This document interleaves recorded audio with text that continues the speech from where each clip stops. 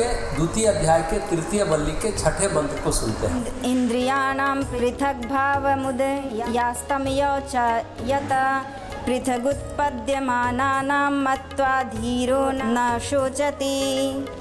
अपने अपने कारण से भिन्न भिन्न रूपों से उत्पन्न हुई इंद्रियों की जो पृथक पृथक सत्ता है और जो उनका उदय और लय हो जाना रूप स्वभाव है, उसे जानकर आत्मा का स्वरूप उनसे विलक्षण समझने वाला धीर पुरुष शोक नहीं करता।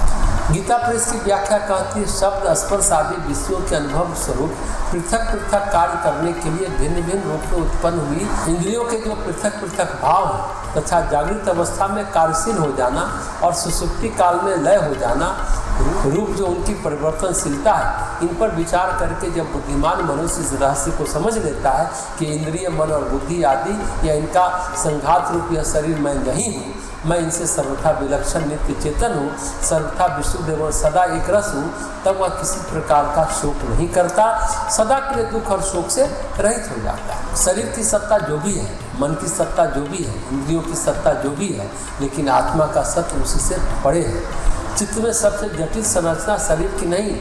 हाँ, मेडिकल की पढ़ाई करेंगे तो एक से एक कोशिकाएं, स्नायु, रक्त संचार प्रक्रिया, सभी अद्भुत प्रक्रियाओं को देखकर बड़ा आश्चर्य लगता है कि विधाता ने शरीर में इतनी इतनी रचनाएं बनाई। मन की पढ़े तो और भी रहस्यमय प्रतीत होता है, चित्त को पढ़े तो और भी गुह्य लगता है, जिसमें सारा कुछ हमारे जन्म कर्म का भंडार पड़ा है। लेकिन इन सत्ताओं में अंधेरा और उजाला है, अंधेरा भी है और उजाला भी है। पुण्य और तप से प्रकाशित हो जाते हैं, पाप और संताप से अंधकारित हो जाते हैं। लेकिन इन सबसे ज़्यादा गहराई में जब हम आत्म तत्व पर विचार करते हैं तो आत्मा और परमात्मा दो नहीं है, एक ही है। आत्म तत्व की ओर जब हम अपनी वृत्तियाँ उन्मुख करते हैं, जब उस पर गहन चिंतन करते हैं, उसमें प्रवृत्तियाँ निरुद्ध करते हैं, तो उसका जो प्रकाश है, जो उजाला है, वो इतना गहन है, इतना सघन है कि संपूर्ण लोगों को एक साथ प्रकाशित करने में समर्थ है।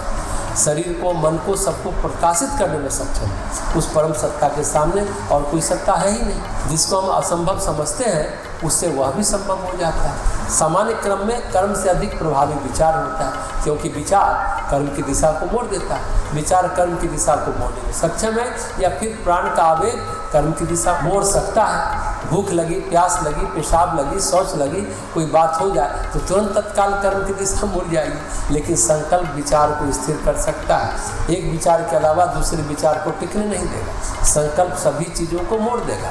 अगर संकल्प मन के तल पर जगह हो, चित्त के तल पर जगह हो, या फिर संकल्प आत्मा के तल पर जगह हो, आत्मा की चेतना से उसको प्राण मिले हो, तो समस्त सरंजाम एक तरफ रह जाते हैं और आत्मा का संकल्प घटित होकर रहता है। सामान्य तौर पर हम सोते जागते, उठते बैठते विचार करते हैं, दृढ़ मनस्थिति से करते हैं, प्राणों से उसको पोषित करते हैं, आत्मा के प्रकाश से उसको पोषण मिलता है। ये हमारी दशा है, यानी सामान्य मनुष्य की दशा है। और किसी समाधि सिद्ध योगी के मन में कोई संकल्प जगा, जिसे परमात्मा का सानिध्य और सायुज्य है, उसकी अंतरात्मा में कोई संकल्प जग गया, वह तन्मय मन शुभ संकल्प मस्तु ही होगा, वह शुभ संकल्प ही होगा। जिसकी आत्मसत्ता में गति है, प्रकाश है, वह कभी अशुभ संकल्प नहीं होगा, वह शुभ संकल्प ही होगा, और वह संकल्प फलित और घटित होकर ही रहेगा। उसका कोई विकल्प हो ही नहीं सकता। यही कारण है कि इंद्रियों की सत्ता से मन की सत्ता, आत्मा की सत्ता से पृथक ही नहीं, प्रभावी भी। स्वामी विवेकानंद जो कहते हैं ना, जिसे हम बार बार उद्धृत करते हैं, एक मित्र तुम क्यों रोना रोते हो, क्या तुम नहीं जानते आत्मा ही प्रभावशाली, यह जड़ प्रकृति कदापि नहीं।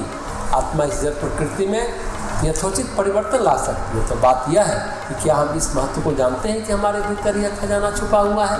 अगर जानते हैं तो केवल जानकारी है या हमारा भरोसा है। अगर जानकारी और भरोसा है तो हमें इसकी अनुभूति है क्या। अगर हमारे पास इसकी अनुभूति है तो यह समझ लें कि हम सृष्टि में कुछ भी करने में समर्थ हैं, प्रकृति में कुछ भी करने में समर्थ है। वैसी अद्भुत शक्ति और सामर्थ्य होते हुए जो व्यक्ति निरर्थक की सिद्धियों में उलझा हुआ है, उसके बराबर कोई मूर्ख होगा क्या। लेकिन इस मूर्खता को सभी करते हैं। आत्मा की शक्ति का प्रयोग और प्रभाव करने वाले योगी, यति, तपस्वी, ज्ञानी बिरले ही होते हैं। ज्ञानी बिरले ही होते हैं। उपनिषद इसकी गवाही देता है। तो प्रेम मार्ग को सीमित कर श्रेय मार्ग की ओर चलना श्रेष्ठ करेंगे। यमदेव अगले 2 मंत्रों में तत्व विचार करते हैं।